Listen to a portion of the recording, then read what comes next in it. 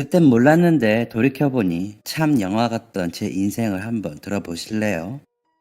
지금부터 사연 시작하겠습니다. 저는 홀어머니 밑에서 자랐습니다. 아버지란 사람의 얼굴을 본 적은 없었습니다. 어머니가 임신했다는 사실을 알고 도망쳤거든요. 저희 어머니는 23살에 미혼모가 되셨습니다. 어머니는 사라진 그 남자처럼 제 존재를 지워버리려 하셨답니다.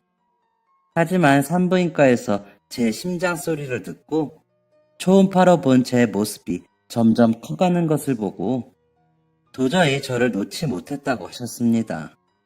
저희 어머니 그 당시에 비서일 하시면서 굉장히 벌이가 좋으셨습니다. 그래서 저에게 못해주는 게 많을까 그런 게 걱정되었던 건 절대 아니었고 무서우셨답니다. 저희 할아버지가 안 계시거든요. 어머니가 해주신 말씀으로는 어머니가 초등학생 때 할아버지가 바람을 피고 폭력을 일삼다가 집을 나갔다고 하셨습니다. 그래서 아버지 없이 사는 그 서름과 외로움이 어땠는지 아셨기에 저도 그런 아픔을 가지고 살아갈까봐 그게 무서우셨다고 하시더라고요. 그런 걱정은 할머니도 마찬가지셨습니다. 물론 할머니는 태어나지도 않은 저에 대한 걱정이 아니라 제 딸인 어머니에 대한 걱정이셨죠. 당신처럼 홀로 아이를 키우며 고생할 앞날이 걱정이 되어서 반대가 심하셨다고 했습니다. 그도 그럴 것이 어머니가 비서일을 하시기 때문에 임신한 몸으로는 할 수 없었고 그때 일하시던 자리에 정말 어렵게 들어갔다고 하셨거든요. 그런 자리를 모두 포기하고 저를 책임져야 하니 할머니 걱정이 이만저만이 아니었죠. 하지만 자식 이기는 부모 없다고 할머니는 결국 어머니의 고집을 꺾지 못하셨습니다. 어머니의 고향은 충청도입니다. 일하시던 곳은 서울이었고요. 아버지라는 사람을 만난 것도 서울이었죠. 연고 없이 일 때문에 올라가셨고 비서일이 집단으로 움직이는 일이 아니다 보니까 친구 하나 없이 지냈다고 하셨습니다. 그러다가 능글거리는 아버지라는 사람의 꼬임에 넘어갔고 저를 가지게 된 거였죠. 어머니는 처음에 회사에 임신 사실을 알리지 않았다고 하셨습니다. 그러다가 4개월이 좀 지나고부터 배가 나오니까 더 이상 숨길 수가 없었고 일을 관두고 할머니가 계신 충청도로 다시 내려오신 겁니다. 할머니가 계신 곳은 완전 시골이거든요. 동네에 큰 슈퍼도 없고 병원도 없고 아침이면 닭소리 들리고 밤이면 개소리 들리고 주변엔 논과 밭뿐인 그런 시골이요. 할머니는 그곳에서 홀로 농사 지으며 사셨었는데 저와 어머니가 그 옆자리를 채워드렸죠. 아무래도 지역이 그런 시골이니 저의 출생도 아주 다이나믹했답니다. 이른 새벽 어머니의 눈이 번쩍 뜨였다고 했습니다. 지금까지의 진통과는 다르다는 느낌이 팍 오더래요. 오늘이 날이구나 싶어서 급하게 짐을 싸는데 주르륵 뭐가 흘러서 보니까 양수가 터진 겁니다. 이른 아침부터 밭에 가서 일하시는 할머니한테 소리치며 달려가서 부르고 옆에 계시던 다른 주민분들도 난리가 났더랍니다. 할머니는 짐 싸느라 바쁘고 어머니는 무서워서 벌벌 떨면서 진통하느라 바쁘고 어떤 분은 택시 부르고 어떤 분은 구급차 부르고 여기서는 이렇게 숨 쉬어라 저기서는 일단 엎혀라 하면서 난리도 아니었더랍니다. 구급대원도 시간 좀 걸린다고 하고 택시도 여기 들어오는데 좀 있어야 한다고 하는데 어머니 진통은 점점 심해지고 다들 어떻게 해야 하나 안절부절 하던 그 상황에 영웅처럼 나타나신 분이 바로 우편물을 배달하시는 집배원 아저씨였답니다. 저희 동네에 오시는 싹싹하고 성실하기로 유명했던 집배원 아저씨가 계셨는데 그분이 그때 마침 저희 할머니 댁을 지나셨던 겁니다. 무슨 일이세요? 아니, 글쎄, 송씨 할머니 댁 딸이 지금 아기를 낳기 직전이요. 그런데 택시고 뭐고 한참 기다려야 한다지 뭐요? 네? 아이, 그럼 안 되죠. 타세요. 얼른요. 아저씨는 어머니를 오토바이에 태우셨답니다. 돌이켜보면 참 위험한 행동이긴 했는데 그때 아저씨가 그렇게 하지 않으셨다면 저는 아마 태어나지도 못했을 겁니다. 아저씨는 어머니를 병원까지 데려다 주셨다고 했습니다. 오토바이로 한 20분은 가셨다는데 아저씨가 가면서 계속 괜찮냐고 물어보고 정신 차리라고 해주고 다 왔다며 어머니를 안심시켜줬답니다. 덕분에 어머니는 천만다행으로 저를 안전하게 출산하실 수 있었습니다.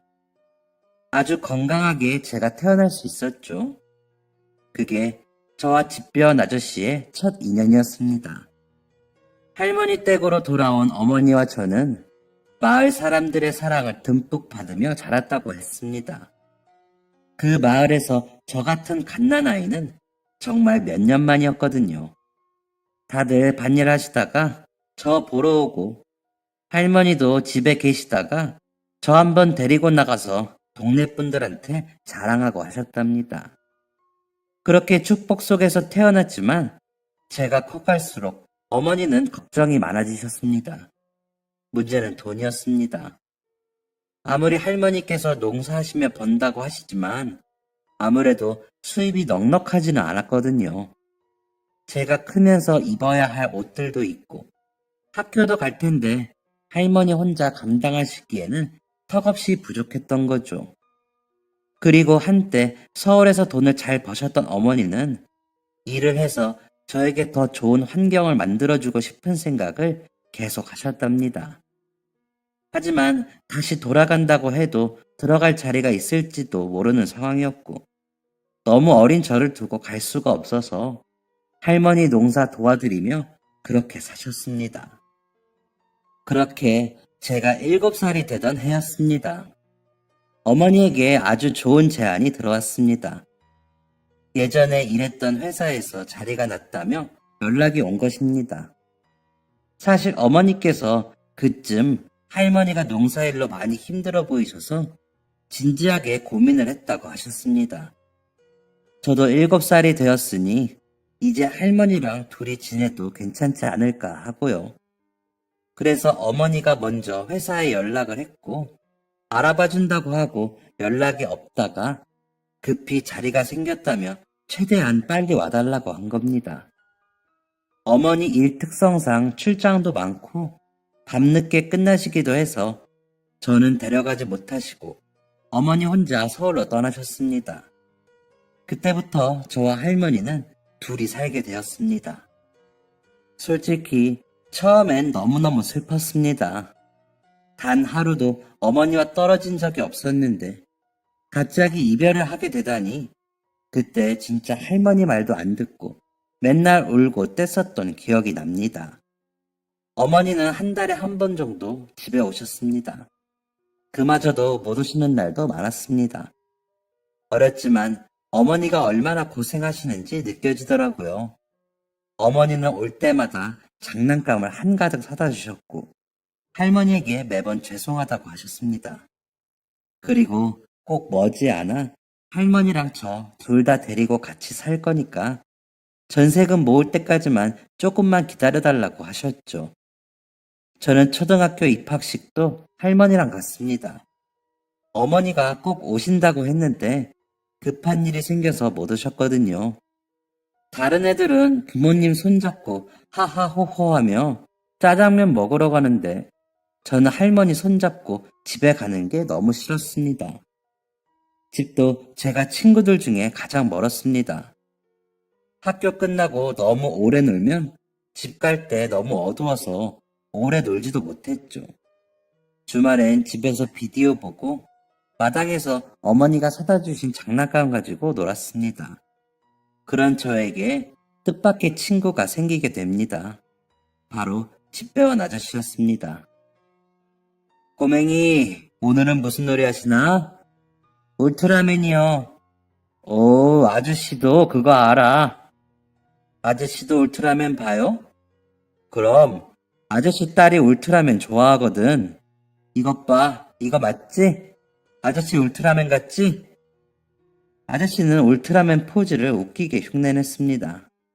덕분에 어딘가 모르게 불편하고 허전했던 제 마음이 조금 풀어졌죠. 그렇게 아저씨는 지나갈 때마다 몇 번씩 제게 장난을 걸어주었습니다. 그러다 보니 제가 먼저 아저씨한테 인사하고 장난을 치는 사이가 되었었죠. 아저씨, 오늘은 손오공 흉내 내주세요. 아저씨가 손오공을 잘 못하는데 어쩌지? 대신 저팔계는 잘하지. 왜 이러셔? 어때? 잘하지? 그 시절 저에게 아저씨는 제가 가장 좋아하는 어른이었습니다. 그래서였을까요? 할머니에게도 어머니에게도 하지 않았던 투정을 아저씨한테 부릴 수 있었습니다.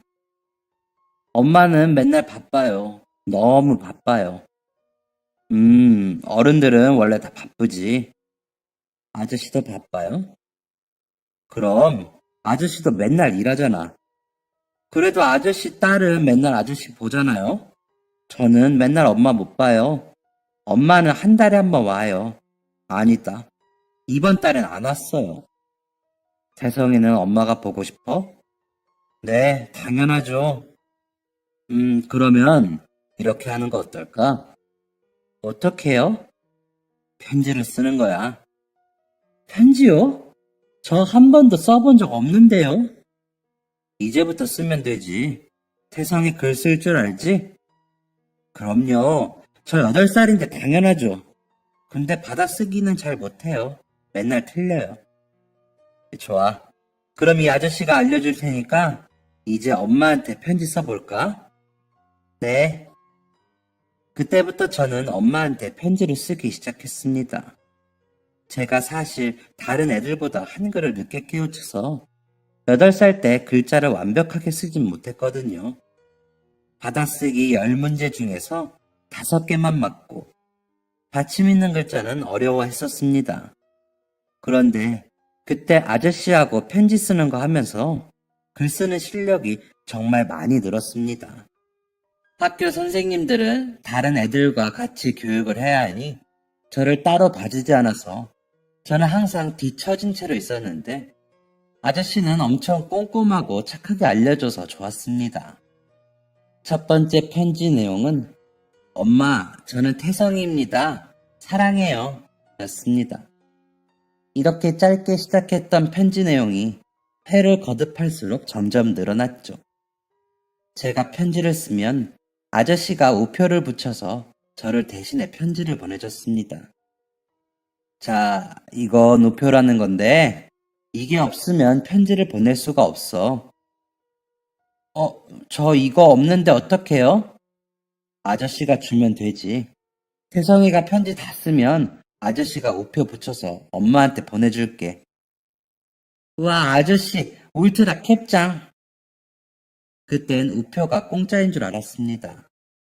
그리고 아저씨가 집배원이니 당연히 우표 붙여주는 일도 해주는 줄 알았는데 나중에 알고 보니까 아저씨 사비로 우표 구매해 주시고 집배원이 편지 붙이는 일까지 하는 게 아니더라고요. 당연한 건 줄 알았는데 그게 아니었습니다. 어머니한테 편지를 쓰고 있으면 어머니에 대한 생각이 더 많이 나서 좋았습니다. 그리고 가끔 돌아오는 어머니의 답장도 재밌었습니다. 그렇게 어머니랑 1년을 편지를 주고받았습니다. 저는 9살이 되었고 편지를 썼던 덕분에 한글도 엄청 잘 쓰게 되었었죠. 2학년이 되고 첫 쓰기 시험에서 100점 맞았던 기억이 아직까지 납니다. 할머니께서 그때 닭을 삶아 주셨었거든요. 가끔 집에 찾아왔던 어머니도 어쩜 그렇게 한글을 잘 쓰게 되었냐며 기특하다고 해주었습니다. 태성아, 이번엔 엄마가 장난감 말고 새로운 선물 가져왔어. 우와, 뭔데요, 엄마? 짜잔, 예쁘지? 우와, 필통이랑 편지지다. 필통 안에 연필도 많아요. 제가 좋아하는 손오공이 그려져 있는 멋있는 필통과 예쁜 파란색 편지지였습니다. 안에는 연필과 지우개, 형광펜 같은 필기구도 가득 들어 있었습니다. 엄마가 출장 다녀오면서 사온 거야. 이제 여기에다가 편지 더 많이 써줄래? 응, 제가 편지 더 많이 쓸게요, 엄마. 너무 좋았습니다. 어머니가 보고 싶어서 쓴 편지로 어머니가 행복해 하시는 것도 기뻤고, 편지를 주고받으며 어머니와 가까이 있는 기분이 드는 것도 좋았죠. 태성아, 1년 정도 있으면 엄마랑 같이 서울에 갈 수 있을 것 같아. 1년이요? 그럼 저 3학년 때는 엄마랑 같이 살아요? 응, 아마도. 엄마가 최대한 노력해볼게. 우와, 네, 엄마. 제가 어머니의 선물에 푹 빠져있는 동안 어머니와 할머니는 대화를 나누셨습니다. 어머니는 언제나처럼 죄송하다는 말로 이야기를 시작했고, 할머니는 언제나처럼 괜찮다며, 네가 고생이 많다며 어머니를 위로해 주셨습니다. 엄마, 그런데 얼굴빛이 안 좋은데 어디 아파요? 응? 아니야, 괜찮아. 아닌데, 엄마 목소리도 좀 이상한데 감기 걸렸어요? 병원 가보셔야 하는 거 아니야? 아이고, 괜찮다니까. 안 그래도 오전에 약 먹어서 괜찮아. 약 먹으니까 잠 오네. 좀 자야겠다. 엄마, 어디 아프면 참지 말고 병원 가요. 태성이 옆집에 맡기면 되잖아. 아니다. 엄마, 건강검진 받으실 때 되지 않았어요? 예약해드릴까요? 아유, 건강검진은 무슨, 그게 돈이 얼만데, 될 때도 그러네. 나 한숨 잘 테니까 태성이 놀아주기나 해. 지 엄마 온다고 학교도 안 가고 종일 너만 기다렸어. 네, 알겠어요. 어머니가 중요한 일정 끝내고 며칠 휴가를 내셔서 저는 행복한 날들을 보낼 수 있었습니다. 이제 9살이나 되었으니 더 이상 엄마와 헤어질 때 울지도 않았죠. 그리고 헤어진다고 해도 괜찮았습니다. 저는 어머니랑 또 편지를 주고받으면 되니까요. 그렇게 또 한 달 정도 편지를 주고받다가 어머니에게 이런 내용의 편지가 왔습니다. 우리 태성이 글짓기 상도 받고 정말 대견하다. 태성이 더 열심히 글 쓸 수 있도록 엄마가 연필이랑 공책 많이 사가야겠네. 엄마가 다음 주부터 중요한 일이 있어서 출장을 갈 거야. 길어지면 한 달 정도 걸릴 것 같아. 엄마가 집에 돌아와서 태성이 편지 볼 테니까 그동안 편지 잘 써줄래? 엄마가 돌아와서 답장 많이 써줄게. 항상 사랑하는 우리 태성이 건강하게 지내고 있어야 해. 그때 약간 속이 상했던 기억이 납니다. 한 달 동안 어머니의 답장을 받을 수 없다니. 조금 슬펐지만 그동안 편지를 더 많이 써야겠다고 생각했습니다. 그런데 그때쯤에 할머니에게 문제가 생기게 됩니다. 할머니가 겉으로 티는 안 내셨는데 9살인 제가 봐도 할머니가 아프시다는 게 느껴지더라고요. 기침도 많이 하시고 목소리도 이상하게 바뀌었는데 단순한 감기로 보이진 않았습니다. 그리고 결정적으로 할머니가 정말 편찮으시구나 하고 느낀 사건이 있었습니다. 새벽에 자다가 눈을 떴는데 할머니가 옆에 안 계시더라고요. 제가 할머니랑 같이 잤었거든요. 그래서 어디 가셨나 하고 무서워서 거실로 고개를 내밀었는데 화장실에서 빛이 새어나왔습니다. 무슨 소리도 들리는 것 같아서 가보니까 할머니께서 숨이 넘어가라 기침을 하고 계시더라고요. 게다가 할머니의 손바닥이며 변기며 피가 튀어 있었습니다. 너무 무서워서 방으로 달려갔습니다. 그땐 정말 할머니가 돌아가시는 건 아닐까. 괴물로 변하면 어쩌나 했습니다. 저는 이날의 일을 편지로 적어서 어머니에게 보냈습니다. 하지만 어머니는 한창 출장 중이셨고 제 편지를 보실 수가 없었습니다. 일주일이 지나도록 어머니 답장도 없고 전화도 안 오고 할머니의 기침은 더 심해지고 저는 너무 무서웠습니다. 그러다 생각난 사람이 집배원 아저씨였습니다. 저는 마당에 앉아 하염없이 아저씨를 기다렸습니다.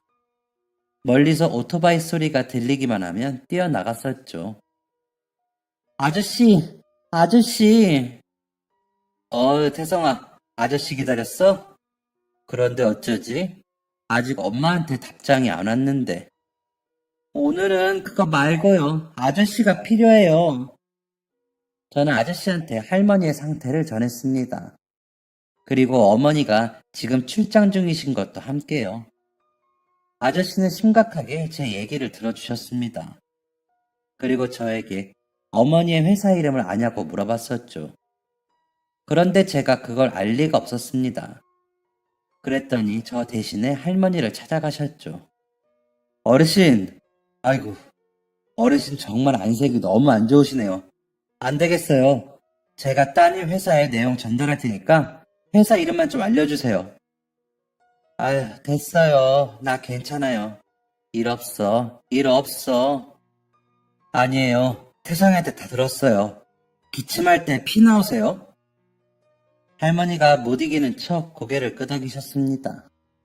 그러자 아저씨는 더 적극적으로, 더 심각한 얼굴로 할머니께 어머니의 회사 이름을 물어보셨습니다. 할머니는 끝내 어머니의 회사 이름을 알려주셨고 정확한 지역은 모르고 서울 강남 어디에만 있다고 알려주셨습니다. 어르신, 제가 따님께 전할게요. 어르신 많이 안 좋아 보여요. 무리하지 마시고 쉬고 계세요. 아시겠죠? 태성아, 아저씨 엄마한테 전화하고 올게. 아저씨한테 말해줘서 고마워. 제가 꾸벅 인사를 하자 아저씨는 얼른 오토바이에 올라탔습니다. 오토바이를 타고 가는 그 뒷모습이 엄청 듬직해 보였습니다. 아저씨는 아주 늦은 밤이 되어서야 돌아오셨습니다. 아저씨를 기다리다가 지친 채가 잠에 빠져들려는데 찻소리를 듣고 깼습니다. 아저씨는 문을 쿵쿵 두드리더니 할머니와 저를 급히 깨우고 타고 온 택시에 저희를 태우셨습니다. 어르신, 지금 저랑 큰 병원에 갈 거예요. 따님이랑 전화했고 따님도 이쪽으로 오신다고 하셨어요. 엄마가 와요? 엄마 지금 온대요? 지금 일본에 계셔서 당장은 못 오시고 내일 아침 일찍 비행기 타고 오신대. 다행이다. 이제 다행이다. 저는 병원에 가는 택시에서 계속 울었습니다. 어머니가 오신다는 안도감과 할머니가 정말 심각하게 아프시구나 하는 걱정이 섞인 눈물이었습니다. 나중에 들어보니 아저씨가 서울 강남 부근에 있는 우체국들의 전화를 다 돌렸다고 했습니다. 전화를 걸어서 어머니 회사 이름을 말하며 알고 있으면 전화번호 좀 알려달라고 했다더군요. 114에 물었더니 전화번호가 등록되어 있지 않았다며요. 그렇게 어렵게 찾아내서 회사에 전화를 걸었는데 그때 어머니가 출장 갔던 장소가 일본이었거든요. 그래서 아저씨가 지금 많이 급한 상황이니 꼭 전달 좀 해달라고 해서 회사에서 일본에 연락해서 겨우 어머니에게 상황이 알려졌답니다. 상황 전해들은 어머니가 저희 동네 우체국으로 전화를 걸었고 퇴근도 안 하시고 기다리다 아저씨가 전화 받고 바로 택시 불러서 할머니 댁으로 온 거였습니다. 할머니는 응급실로 가서 엑스레이 찍고 소변검사, 피검사, CT 촬영 등등 검사를 여러 개 하셨고 해 뜨는 새벽에 병실 자리가 나서 옮겨지셨습니다. 아이고, 왜 입원을 해 내가. 괜찮대도 자꾸들 그러네. 어르신, 폐렴이 심하시대요. 그동안 어떻게 참으신 거예요? 할머니는 폐렴이셨습니다. 연세가 있으셔서 입원해서 치료를 해야 한다고 하셨죠. 방치했으면 목숨까지 위험했을 거라고. 지금이라도 와서 다행이라고 의사 선생님이 말씀하셨습니다. 오후가 다 되어서야 도착한 어머니의 얼굴은 새하얗게 질려 계셨습니다. 할머니에게 그러게 병원 가보라니까 왜 말을 안 듣냐고 화도 내시다가 어린아이처럼 우시기를 반복하셨죠. 그리고 집배원 아저씨께 감사하다는 말도 잊지 않으셨습니다. 정말 감사합니다. 예전에 태성이 태어났을 때도 그렇고, 이번에도 그렇고, 저희 가족이 신세를 많이 지내요. 저희 가족의 은인이세요. 아유, 은인은 무슨요? 아니에요. 다 태성이 덕분에 알게 된걸요. 태성이요? 네. 태성이가 할머니 편찮으신 걸 엄마한테 편지를 썼는데 답이 없다고 하더라고요. 할머니가 어떻게 되실까봐 걱정이 되었나 봐요. 저 오는 거 한참 기다리다가 저한테 말해주면서 도와달라고 하더라고요. 진짜 듬직하고 똘똘한 아드님 두셨네요. 어머니는 아까보다 더 많은 눈물을 흘리셨습니다. 저를 안아주시면서 미안하다고 고맙다고 하시는데 그땐 어리둥절하기만 했습니다. 어머니는 하루에도 몇 번씩 병원 전화로 회사와 통화를 했습니다. 그리고 할머니와도 하루에도 몇 번씩 진지하게 대화를 나누셨고요.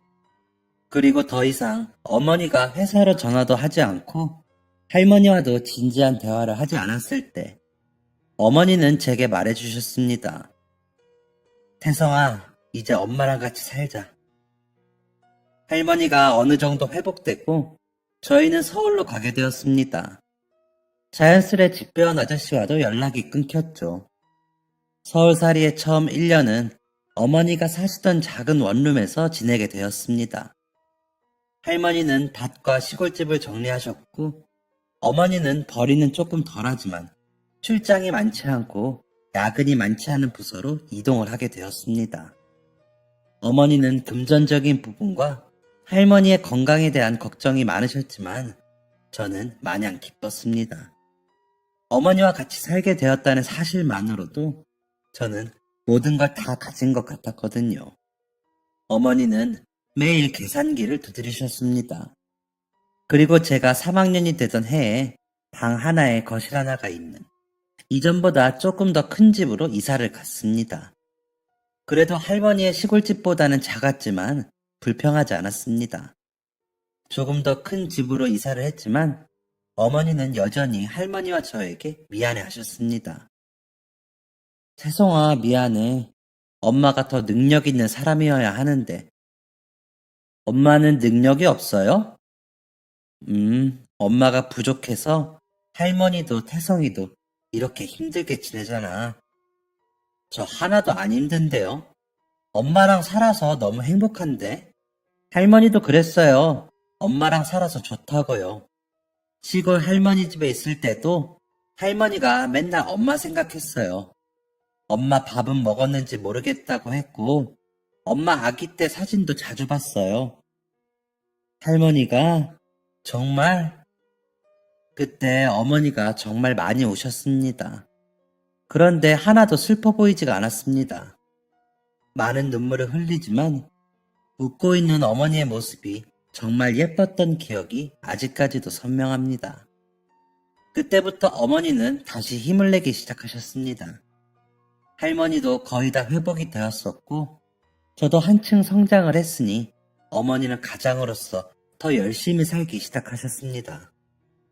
때마침 좋은 조건으로 다른 회사에 스카웃되면서 어머니가 이직을 하셨고 그때부터 저희 집의 경제적 여건이 많이 괜찮아졌었습니다. 4학년 때부터는 저도 친구들처럼 학원에 다닐 수 있을 정도였으니까요. 그 이후로 어머니는 자신의 능력을 마음껏 펼치셨고 저도 성장하는 동안 부족함 없이 생활할 수 있었습니다. 그리고 또 하나, 제가 글쓰기에 재능이 있다는 사실을 알게 되었었습니다. 사실 이전에 시골에 있는 학교에 다닐 때에도 글짓기 같은 거 할 때 상을 받긴 했었지만 서울하고는 비교도 안 될 정도로 작은 학교였고 너무 어릴 때라 그저 운이었다 생각했는데 중학교에 가서 보니까 제가 국어도 잘하고 글쓰기도 꽤 잘하는 편이더라고요. 초등학교 1학년 때는 그렇게 받아쓰기를 틀렸던 제가 글쓰기에 소질이 있다니 신기했습니다. 교내 100일장에서 상도 받고 지역이나 기관에서 개최하는 공모전에서 상을 받기도 했습니다. 그러면서 자연스레 제 꿈은 소설가가 되었습니다. 고등학생 때는 책에 빠져 살았던 것 같습니다. 소설, 시, 만화 등 장르 불문하고 눈에 보이는 책은 다 읽었습니다. 주말에는 서점 문 열 때 가서 문 닫을 때까지 있었습니다. 조금이라도 책 더 읽으려고 서점 문 열기만을 기다리곤 했었네요. 그렇게 초등학생 때는 어머니한테 매일같이 편지를 쓰고 고등학생 때는 책만 보던 저는 문예 창작과에 가게 되었습니다. 그때 너무너무 기뻤습니다. 얼마나 많은 글을 배울까? 내가 앞으로 어떤 글을 쓸 수 있을까 하는 기대감에 한껏 들떠 있었죠. 그런데 대학에 가서 알게 된 사실이 세상에는 정말 글 잘 쓰는 사람이 많다는 것이었습니다. 진짜 다들 어떻게 그렇게 지식도 많고 글도 잘 쓰는지 놀라웠습니다. 저는 당연히 대학교에서도 인정받으며 학점도 잘 받고 쉽게 등단할 수 있을 줄 알았습니다. 그런데 다들 저와 같은 생각으로 학교에 왔더라고요.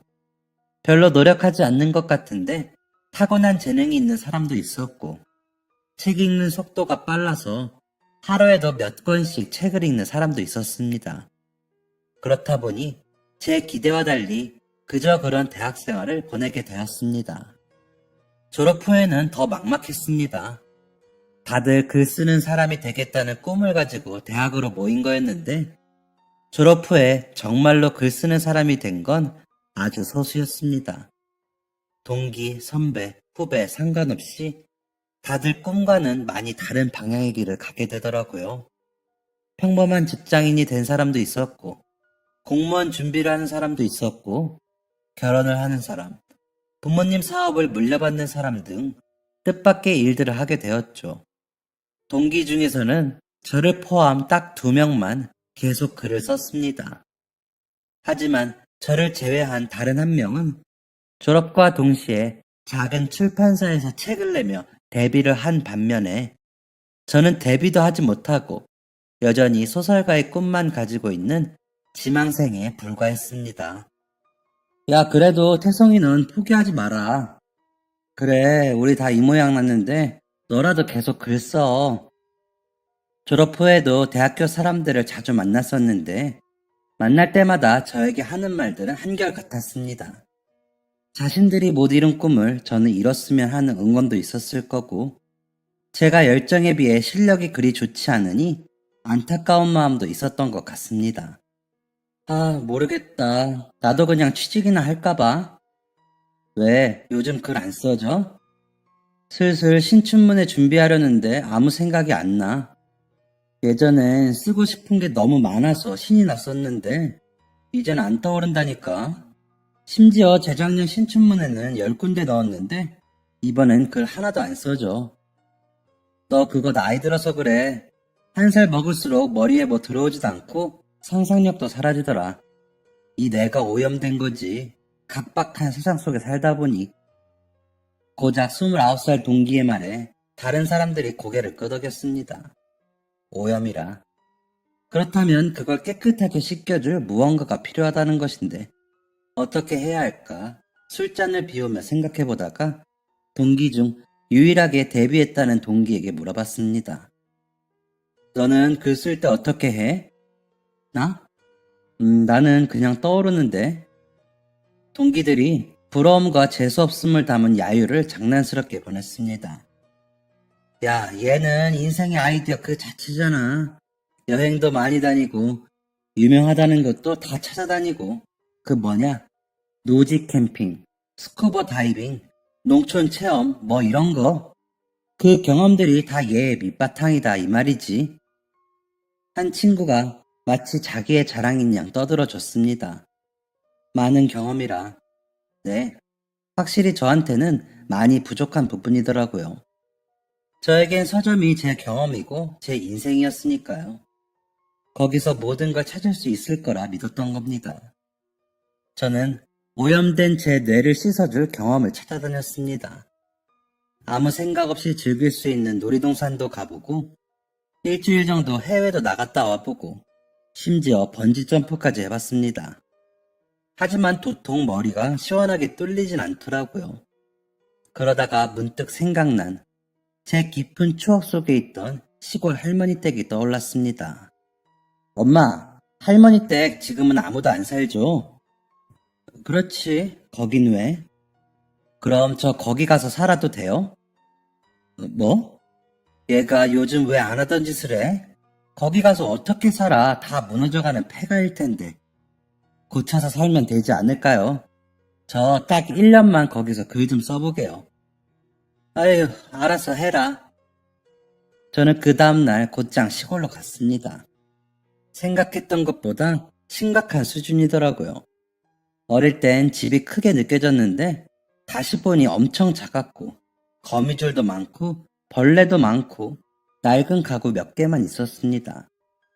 저는 바로 사람 불러서 손 볼 곳 손 좀 보고 제가 셀프로 도배까지 싹 해서 정말 그 시골집에 살게 되었습니다. 그땐 정말 글쓰기에 간절했기에 그런 괴짜 행동을 했었네요. 고향에 돌아와서 예전의 추억들을 떠올려 보다가 갑자기 잊고 있던 한 사람이 떠올랐습니다. 바로 집배원 아저씨였죠. 제가 태어나는 순간부터 고향을 떠나는 순간까지 많은 도움을 주셨던 바로 그 집배원 아저씨를 그동안 까맣게 잊고 있었던 겁니다. 저는 그분이 혹시 계실까 싶어 우체국에 가봤지만 역시나 아저씨는 안 계시더라고요. 20년이라는 세월이 흘렀으니 그럴만 했습니다. 제가 생각하기에도 그때 되게 젊었던 걸로 기억이 나는데 아마 시골을 떠나 도시로 나가셨겠죠. 아니면 나이가 들어 은퇴하신 걸 수도 있겠고요. 혼자 이런저런 상상을 하며 아쉬운 발걸음을 옮기려는데 읍사무소가 보이더라고요. 마침 폐기할 가구들이 있어서 폐기물 스티커가 필요했는데 잘됐다 싶었습니다. 들어가 보니 한적할 줄 알았는데 안에 어르신들이 많이 계시더라고요. 번호표 같은 것도 딱히 없어서 아무 직원한테나 가서 물어봤습니다. 폐기물 스티커는 어디서 받으면 될까요? 제 물음에 고개를 숙이고 업무를 처리하던 직원이 고개를 들었는데 저는 그 자리에서 숨이 멎을 뻔했습니다. 사람이 아니라 여신이었습니다. 세상에 여신이 있다면 이런 모습일까 싶을 정도로 너무너무 예뻤습니다. 여신님이 뭐라고 하는데 넋놓고 그 미모에 빠져 있었습니다.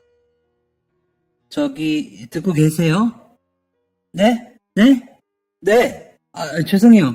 뭐라고 하셨죠? 어떤 가구 버리실 거세요? 옷장이랑 소파요. 네, 옷장이랑 소파. 몇 인용 소파인지 아실까요? 규격을 확인해야 해서요. 모르는데. 내일 다시 올게요. 네. 그럼 내일 뵐게요. 내일 뵐게요. 내일 뵐게요. 이 말이 계속 제 귓가에 맴돌았습니다. 여신님은 목소리까지 아름다웠습니다. 그 다음날 저는 일어나자마자 목욕하고 자연스럽지만 단정한 일명 꾸민 듯 안 꾸민 차림을 하고 다시 읍사무소에 갔습니다. 여신님은 어제보다 더 아름다운 모습이었습니다. 안녕하세요. 안녕하세요. 일찍 오셨네요. 네. 몇 인용 소파인지 알아보셨어요? 4인용이요. 네, 4인용이고. 그럼 옷장은요? 크기가 얼마나 될까요? 아이고, 그건 모르는데 큰일 났네.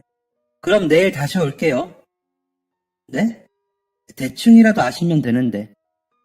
대충이라뇨. 돈 내고 버리는 건데 대충 하면 안 되죠. 제가 정확하게 치수 재서 내일 다시 오겠습니다. 저는 말도 안 되는 핑계를 대면서 여신님을 다시 만날 핑계를 만들었습니다.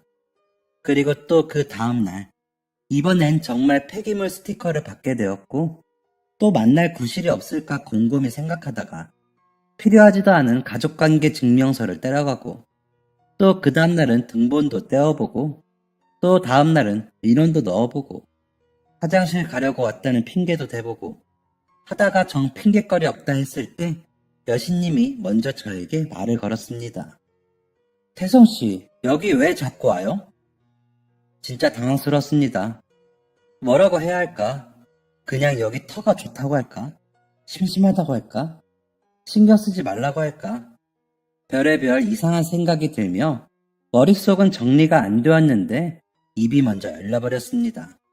그것도 아주 솔직하게요. 소연 씨 보려고요. 이제야 솔직하게 말하네요. 알고 계셨어요? 읍사무소 직원들 다 알고 있을걸요? 이런.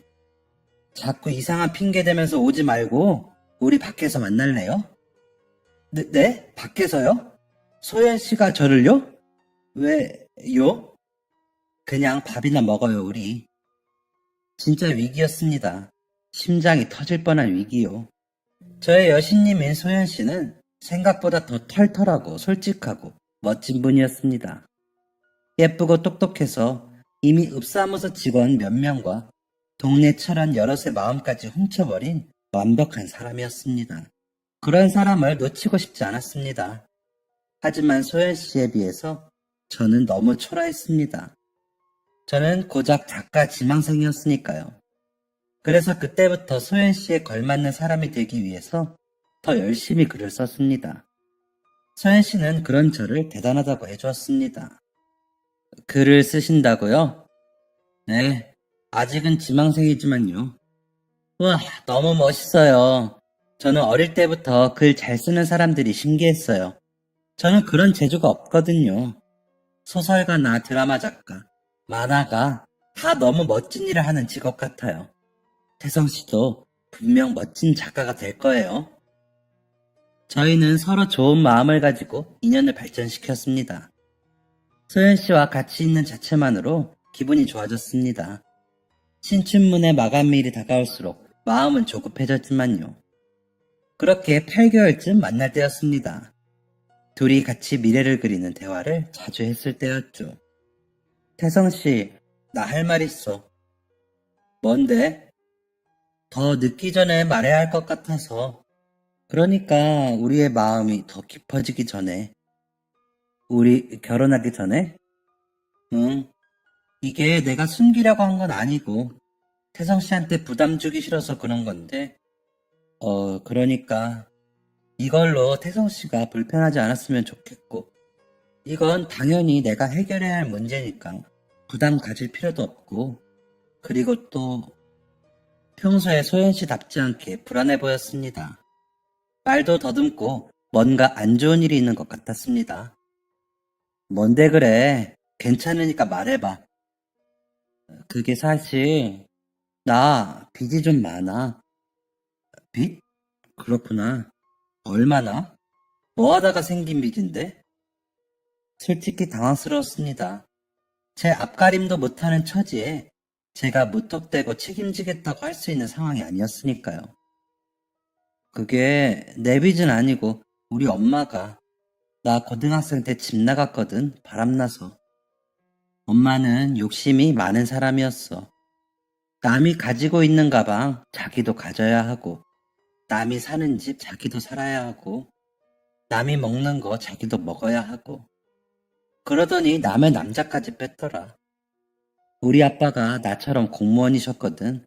지금은 퇴직하셨지만 아빠 월급에 감당 안 될 만큼 흥청망청 돈을 썼고, 나중에 아빠 이름으로 고금리 대출까지 받고, 그때 엄마가 좋은 집 살고 싶다면서 아빠랑 우리 외할머니, 외할아버지한테까지 가서 징징댔거든.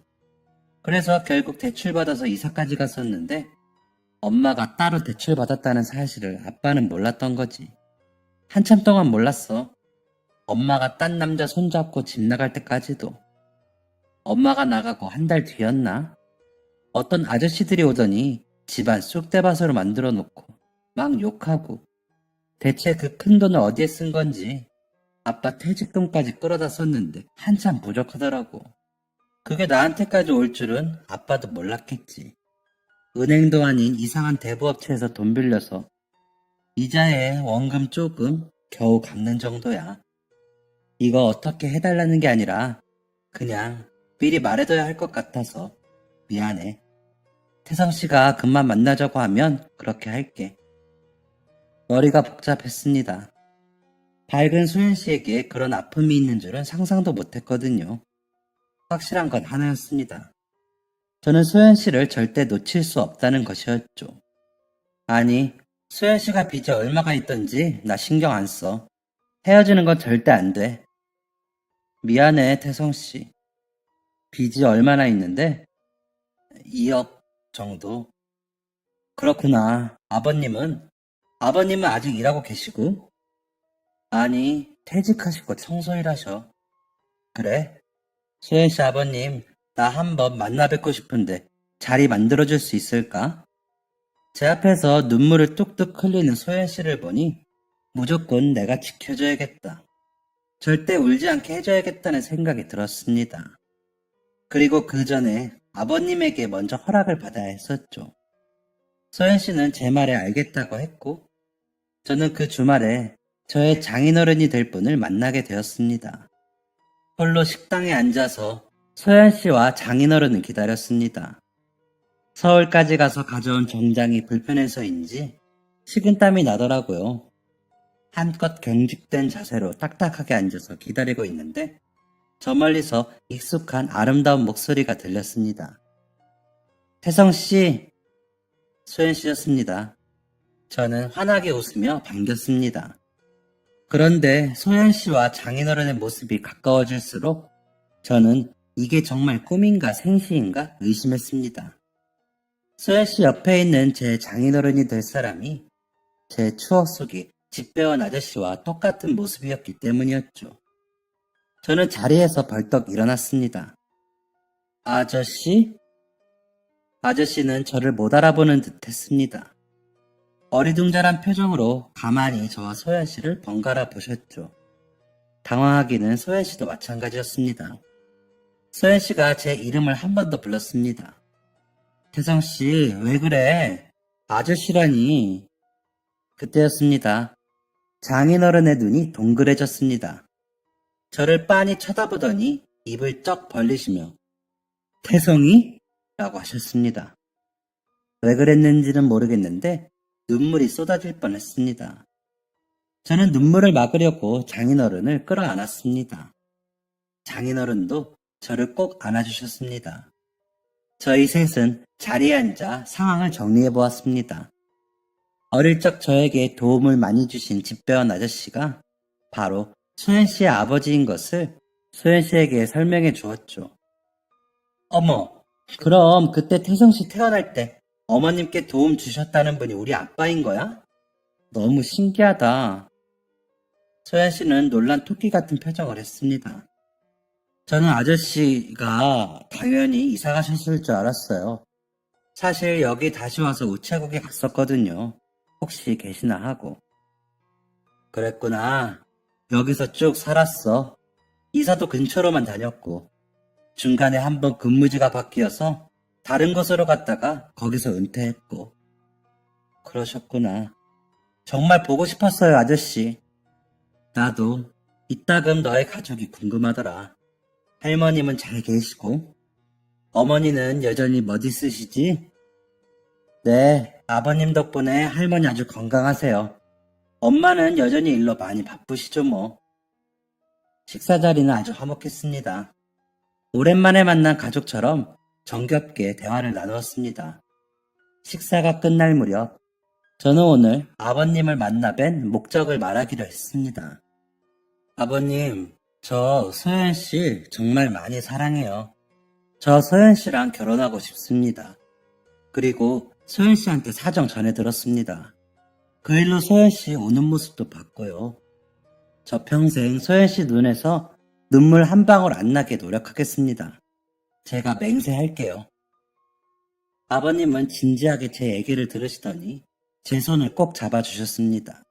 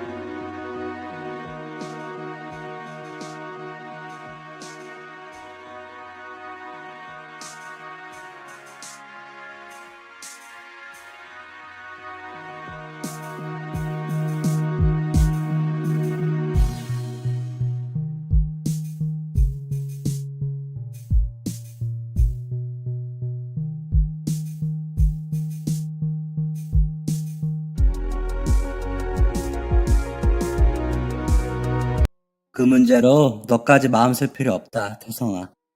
그 문제로 아파할 사람은 나 하나면 충분해. 사실 여기 오기 전까지 대체 어떤 놈일까 걱정이 되었는데 소연이가 사랑하는 사람이 너라는 것 보니까 안심이 되는구나. 내 의견은 아무 상관없어. 나는 두 사람 응원한다. 소연이 잘 부탁한다. 아버님은 20년 전 그때처럼 환하게 웃어주셨습니다. 그 모습을 보는 제 20년 전 기억이 주마등처럼 돌아갔습니다. 그리고 제가 지금 해야 할 일이 무엇인지 알게 해주었죠. 몇 달 동안 쓰던 글을 모두 지워버렸습니다. 저는 지금까지 썼던 글과는 완전 다른 새로운 글을 쓰기로 작정했습니다. 그런 기분을 몇 년 만에 느껴본 건지 모르겠습니다. 손이 제 멋대로 키보드 위에서 움직였고 저는 신이 났었습니다. 그렇게 반년 뒤 저는 정말 작가가 되었습니다. 바로 무협 웹소설 작가가 되었죠. 아버님이 제 손을 잡아주셨을 때 오래전 아버님이 저와 놀아주셨을 때가 생각나더라고요. 만화책, 비디오 속 캐릭터를 따라하며 저를 웃겨주시던 아버님의 모습이 저에게 영감을 준 것입니다. 운 좋게 한 출판사에서 제 글을 재미있게 읽어주었고 저는 웹소설을 쓴 지 반년 만에 계약을 하게 되었습니다. 계약이 성사되자마자 소연 씨에게 프로포즈를 했습니다. 그리고 다시 반년 뒤 저희는 정말 부부가 되었습니다. 결혼식 날 아내와 아버님이 손을 잡고 제게 걸어오는데 정말 꿈을 꾸는 것 같았습니다. 과거 저희 가족의 은인과도 같았던 집배원 아저씨가 제 장인어른이 되다니 이건 은혜를 갚으라는 하늘의 뜻 같았습니다. 그로부터 3년 동안 열심히 글을 쓴 저는 무협 웹소설에서 어느 정도 알아주는 작가가 되었고 수익도 꽤 많이 났습니다. 돈을 얼마 벌지 못했을 때부터 차곡차곡 모았던 저는 지난달에 드디어 제가 계속 꿈꾸던 순간을 마주할 수 있었습니다. 그건 바로 아내와 아버님의 빚 청산이었죠. 두 사람 다 제게 부담 주기 싫어서인지 빚에 대한 얘기는 일절 꺼내지 않고 아내도 아내 월급에서 공동 생활비를 제외한 자신의 용돈에서 빚을 갚더라고요. 너무 속상했지만 제가 얘기를 꺼내면 오히려 아내가 불편해할 것 같고 얘기를 꺼낸다고 해서 제가 당장 해결해 줄 수 있는 게 없으니 꼭 참았습니다. 통장에 2억 만드는 걸 목표로 정말 열심히 일했고 돈이 다 모이고 아내에게 통장을 건네줬습니다. 여보, 이게 뭐야? 그동안 고생 많았어. 어린 나이에 빚이 주는 무게가 얼마나 컸을지 상상도 안 간다. 너무 대견해 우리 여보. 이제 먹고 싶은 거 갖고 싶은 거 참지 말고 사. 이제 다 끝이야. 고마워. 정말 고마워 여보. 그날 밤 아내는 제 품에 안겨 한참을 울었습니다. 빚을 모두 갚고 돈이 조금 남더라고요. 그 돈으로 아버님하고 셋이 비싼 레스토랑에서 외식했습니다. 아버님이 면목 없다며 계속 죄송하다고 하시길래 저희 어머니가 그때 아버님 도움 못 받았으면 저는 이 세상에 태어나지도 않았을 거라고 했습니다. 그리고 저희 할머니도 마찬가지고요. 또 제 글이 써진 게 다 아버님 덕분인 것도 사실이었고요. 아버님이 베푸신 은혜에 비하면 제가 한 일은 아무것도 아니지만 그래도 아버님이 좋아하시는 모습을 보니 행복하더군요. 앞으로도 아버님과 아내가 웃는 모습 많이 봤으면 합니다. 또 하나의 꿈을 이룬 저에게 새로운 꿈이 생겼습니다. 바로 이세 만들기죠.